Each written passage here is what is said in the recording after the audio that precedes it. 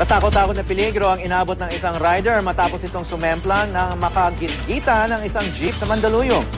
Buti na lang natulungan siya sa gitna ng kalsada ng ilang taong nagmalasakit. May news to go si Oscar Roida. Makaraang sumemplang. Ilang beses pa muntik-muntik ang masagasaan ng mga rumaragas ng sakyan ng rider na ito na bumulugtaas sa may southbound lane ng EDSA Show Mandaluyong pasado alas 4 madaling araw. Buti na lamang at may ilang nagmagandang loob na agad sumaklolo sa biktima.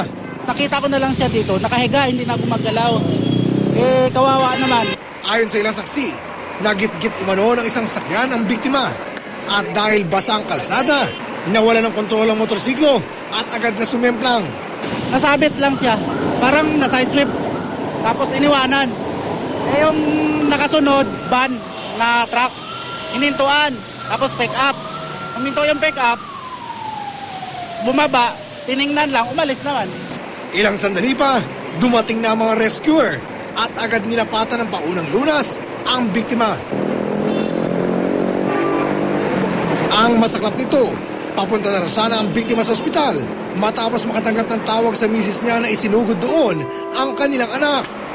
Paalala ng otoridad, sadyang madula sa mga kalsada pag itong masama ang panahon. Meron din mga aspaltong nagbibitak dahil sa sobrang pagkakalublob sa baha. Oscar Oida, GMA News.